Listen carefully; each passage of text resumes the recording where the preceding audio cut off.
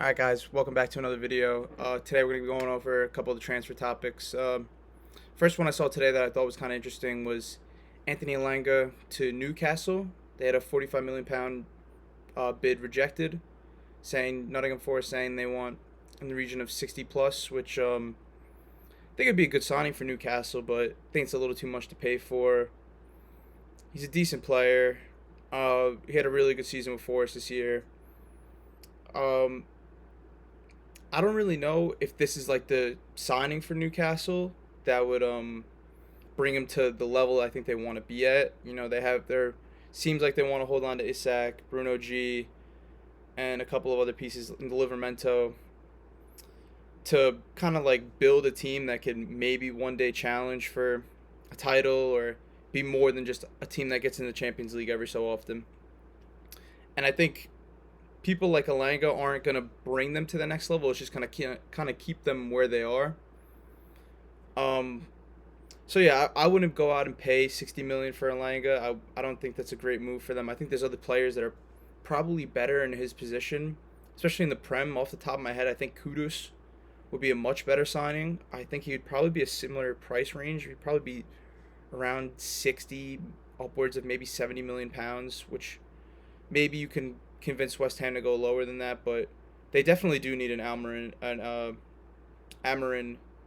replacement ever since he went in, I think, January, to really balance out the wings, because they have Anthony Gordon, they have Harvey Barnes, who you can play on the right, but I wouldn't. I think he's better as like a bench option, kind of like a Trossard for Newcastle. And yeah, I think that'd be important for them to strengthen this team because they're going to be in Champions League. They really struggled last time with the rotation, and they got put into a tough group, and it didn't really help them, but they were kind of inexperienced. It's been a while since they've been there. Eddie Howe's obviously never been there. I don't think any of the players have ever been there off the top of my head. But yeah, I think there's other right wing options that you could look at. I'm not saying Lang is a bad player, but I feel like if Forrest came back and they said they wanted 50 to 55, I'd be like, all right, yeah, you can go out and spend that, and he's still young, you know. Even if he doesn't work out in the next 2 years, you can kind of flip him for some sort of money. But I think there's better options for them to go for on the right hand side. Even Xavi Simons is someone that comes to mind. He could play the 10. He could play off the right. I feel like they don't really have a 10. They have the Joe Linton, Tonali, Bruno G midfield, which is a great midfield, but I don't feel like any of them are like a creative 10 like a Simons or an Eze or Overts, Cherokee, like no one like that. But yeah, I think Newcastle. I think they have to kind of get a move on for a lot of their moves. I think Guehi would be a great signing for them. I don't know why they're not going for him. Going into my next point, Liverpool is looking to bid for him, which it's definitely a good move. If I don't know if I would say he's better than Konate, but he's definitely more available than him. And I can't really see Guehi going somewhere that he's not going to play, especially with the World Cup year. I think that's going to be a lot of players' concern is, do I make the move now? Do I go somewhere where I'll have to sit on the bench? I think that was a thing that kind of went into Zubamendi's head when he was looking at Madrid, but obviously now it looks like he would start there. But yeah, I think Guehi to Liverpool kind of just means that Konate to Madrid might be on. He's only a year left on his deal. If they're looking for another center back, it maybe it's like a way to kind of ease him into or persuade him into signing a new deal, saying, "Hey, we can just sell you right now and bring in someone else, and we're not really too fussed about it." But I think he'd be a great player for them. I think him and Van Dijk would be great. He's in his prime too. He's about 25, I think now, maybe 26. And he's a great player for Palace. Really important piece for them. And I think they do need to sell. I think their wage bill is too high to qualify for Europe because I know they have a different standard than the Premier League, where I think it's around 75% or something lower than that even to hit their financial fair play. But anyways, I think that's why you could see players like Eze leaving or even Mateta or Adam Wharton. But I think Guehi to Liverpool would be a great signing. If they sell Konate to Madrid, I'd be kind of happy with that because then maybe that means that they're not going to go as hard for Saliba next year, the year after. Because Konate is relatively young, but he also is kind of injury prone. I think he played his most games this year. This year or last year, he played the most games he's played in a season since at RB Leipzig. But yeah, I think I still think he's a really good player. I think he's really talented. I would take him over Guehi, but availability is the best ability. So bringing in someone like Guehi, who you know is going to be able to play with Van Dijk, and nobody's really going to get rid of either of them, I think it's a good signing. And selling Kwanzaa for 40 million is, I think that's great business. Even though I rate him, and I think he'd be a good player as a good rotation option. Um, I think getting 40 million for him, I don't know if you'd get much more for him down the line. It would be kind of hard to. Even though I think that's probably around what he could be in the future, maybe that 40 million to 50 million mark. But I think it's just a great bit of business. They probably have a youngster that they're already going to promote in, or somebody else lined up that's willing to sit on the bench a little bit. Obviously, play behind Van Dijk and whoever else they bring in. But yeah, Liverpool summer's scary. They're obviously looking at Isak now, which I don't personally think they'll get done because I think it's just going to be too much money. Not that they can't afford it, but there's no reason to pay over 150 million for Isak when you can.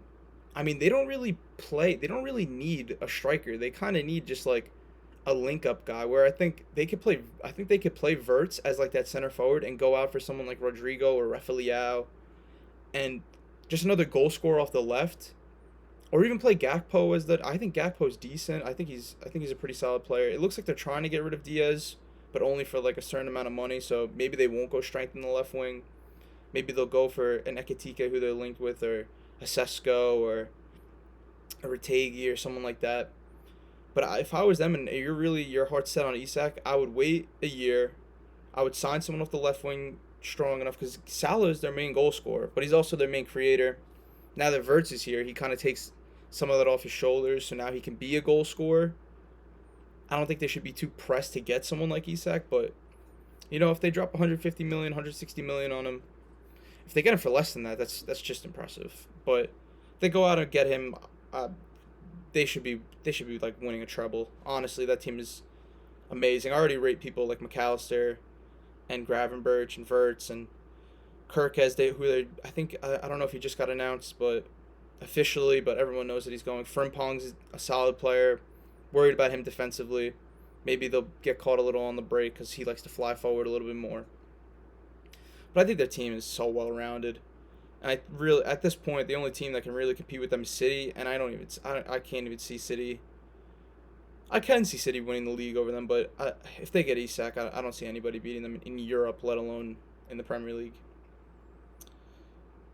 But moving on to Chelsea, deal for Gittins was rumored to be under a little bit of pressure. Maybe Bayern was going to come in for him. I forget who the other team was that was really seriously looking for him. But I think this is a good deal. I think with the Mudryk ban, he's a good player. He's like 3 or 4 years younger than Mudryk. A lot of potential. But it does make me think that Sancho's gone. Mudryk is going to be banned for minimum 2 years. Maybe he'll get a pug, but we'll get it reduced. Maximum 4 years. It does make me think they're going to go for someone else. And if that someone else isn't a high caliber left winger, if it's Garnacho, who they're heavily linked with, and obviously he just posted the thing about Rashford, or him in the Rashford jersey, kind of hinting that he may have a move already lined up. And I mean, Chelsea's the only team that is really in form that can't make a move for him right now because they're in the Club World Cup, or wouldn't make a move for him. If that's their 2 left wing signings, I'm not totally convinced. I think a front 3 of Delap, Neto, and either Garnacho or Gittins is strong, but it's not like they're seriously going out and winning the league, or trying to win the league, I should say, because obviously competition is very strong. But I think this is the time that Chelsea should just be locking in and just going out and get a strong center back, top class to world class center back like a Guehi, like I mentioned before.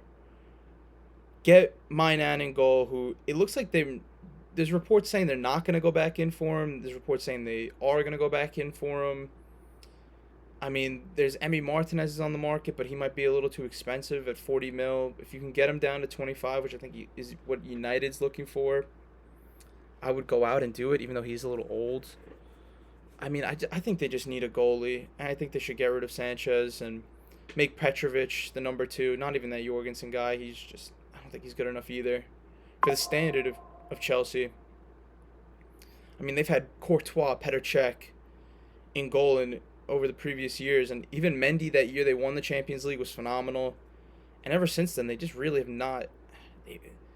It's been a very weak position for them. So, if I was them, I would stay in the Mignon deal, Mike Mignon, and bring him in because he wants Chelsea. He seems like he's in his prime. He's someone that is experienced in Champions League, the league, competing for the league. I mean, there's not many goalies better you can get at the price. I think it was around 20 to 25 million for him, which I think is just great. I think it's a good deal. But them going out and getting someone like a Garnacho and a Gittins and being standoffish on a goalie, saying they might stick with Robert Sanchez, which is just I think Maresca said the options that they have. So maybe it's beyond Sanchez. Maybe they trust Petrovic after his great year at Strasbourg. I just don't see it. I think this team has to lock in and get serious. They should be challenging for a title. They should, or not winning it. Nobody's saying that, but being in and around there, getting fourth or third, and picking up a domestic. Because I don't see this team winning the Champions League. I mean, they could. This is Chelsea.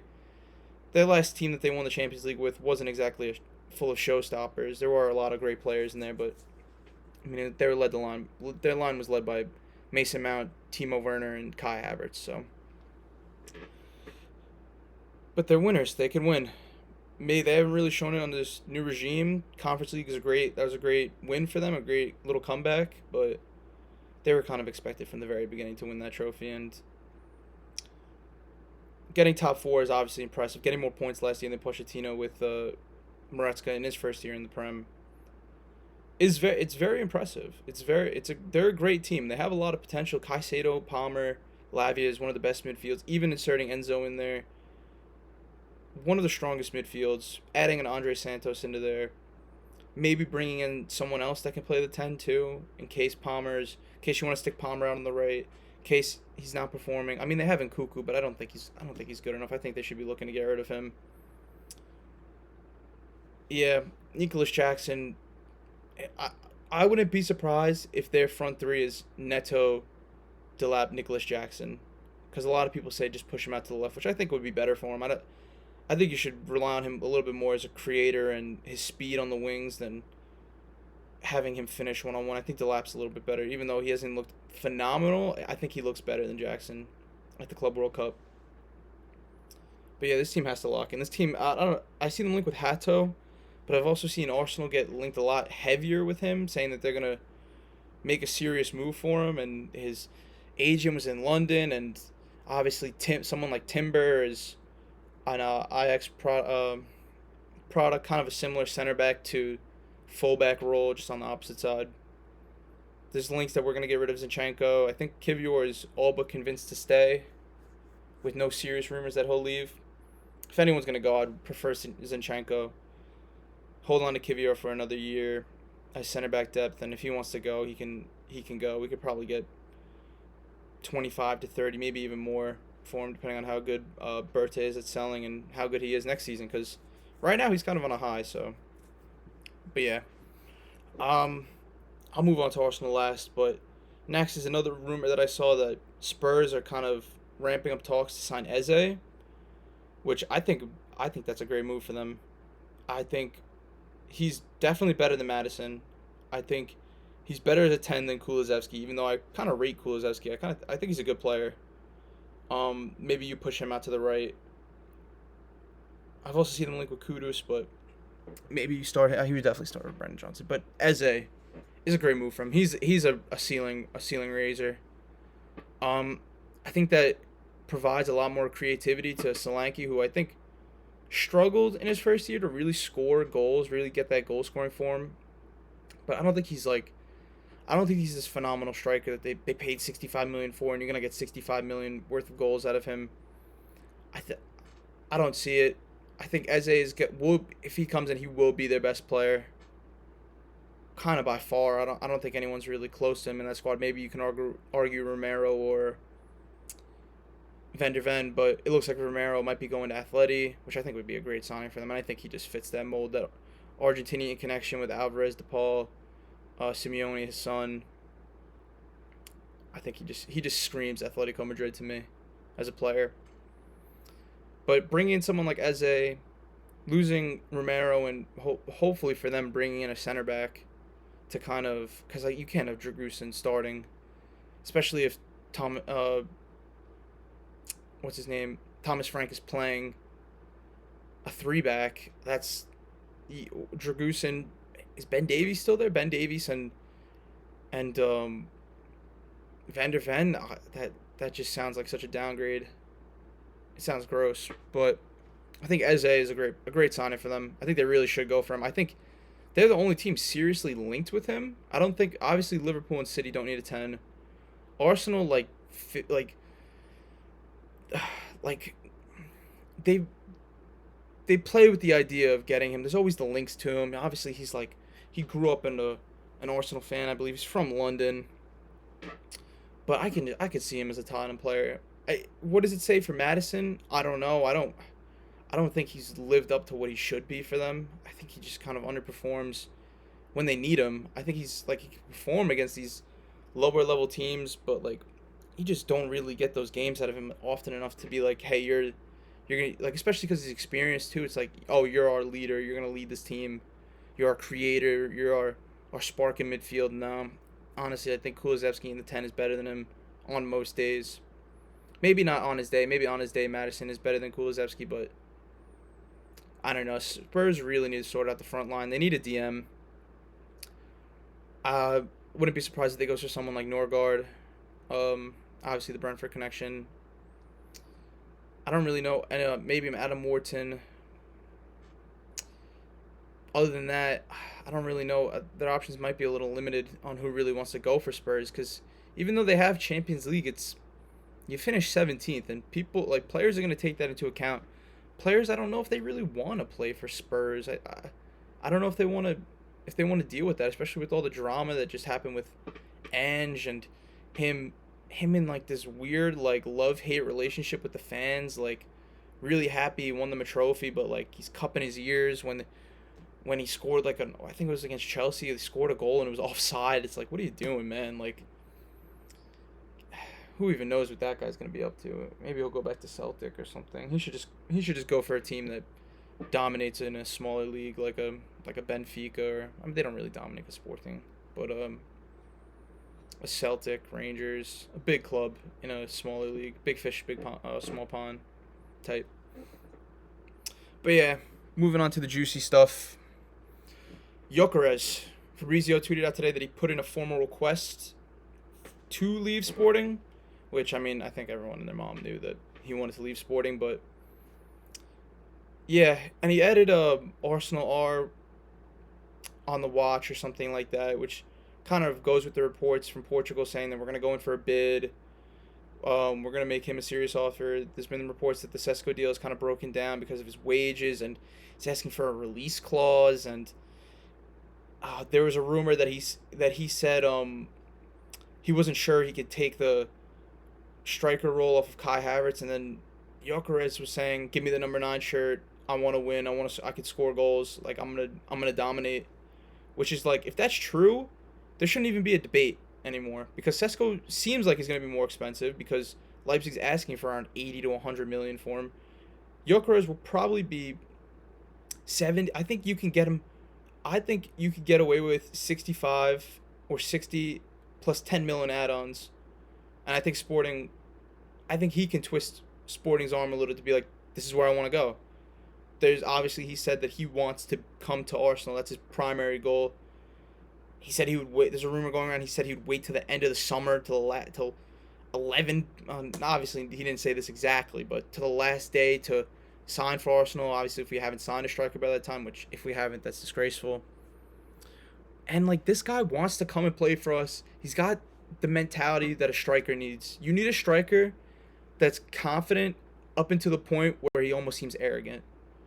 People like that, people like Ronaldo, Isak kind of has that when scoring against Liverpool and he's pointing at him like, get a load of these guys.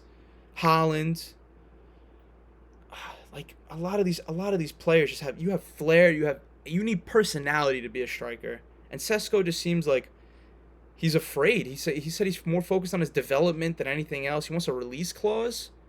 You want to go play for Madrid or something, bud? Like, don't come here then. You have Leipzig negotiate with fucking Chelsea because I'm sure they'll buy you and try and flip you and get a good deal. Go to Liverpool. Look, they could sell you for good money. Or you could sit and you can hang out on Leipzig and develop another year. And people, unless you have a phenomenal year where you score 20 plus league goals and you put Leipzig back into the top 4, top 5 in the league, then all right, don't come to us. I mean, I don't think he would start. I think he would get kind of like the Calafiori treatment where he doesn't start the first 2 games, but then once he feels like he's integrated with the squad, he's had a couple weeks training with them, playing with them, seeing how the games go, then you get a start. Then you could do something big like when he scored a freaking banger against Man City. And I don't see, especially because Havertz is coming off an injury too. Why are you so worried about displacing this guy out of all people? Like his best goal scoring year is 13 goals, which I mean, to be fair, he got this year and he missed a couple of games, a good amount of games. But this guy isn't a striker. He's more of a, it seems like he's going to be our backup 8 to 10, or like maybe he's the backup, like obviously he'll be the backup striker, but I mean, what are you worried about? Marino came in and looked phenomenal in this team. So what do you expect from yourself? Do you not think you're going to be able to get more than 15 goals for us? You got 21 for Leipzig. You can't hit 30 in all competitions? We go pretty, I mean, I expect us to get to at least the quarterfinals of the Carabao. Further, we can only get further in the FA Cup because we got knocked out in the first fucking round that we were in. Champions League will go realistically to around the quarterfinals. So, and you get the 38 league games. So, how many games? That's about 40 games, 40 to 50 games that you can play in, and you don't think you can get a goal every other game? I don't want you then. Gyokeres scored more fucking goals than games he played in last year. And this guy scores against, whatever. I know people like Rio Ferdinand is talking shit, saying like, I didn't see it with him, but he only watched a handful of games with him. But I mean, if he was coming to United, you'd probably be wanking him off. So, whatever. Just get Gyokeres to my club. Pay the 70, pay 80 for him, honestly, because I don't give a shit about his resale value. Maybe in 3 years when he's 31, 32, like, Saudi will come in for him, will make him a big name, and Saudi will want to come, or maybe another team will want to bring him in as like a vet. But by that time, we should be looking at another striker anyways. But I want to win now. I don't care about 5 years down the line. I don't care about how good Sesko can be in 5 years.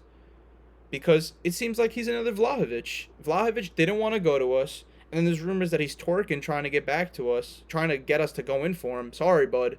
I'd go out and get Guirassy. I'd go out and get fucking Sesko, Gyokeres, Osimhen.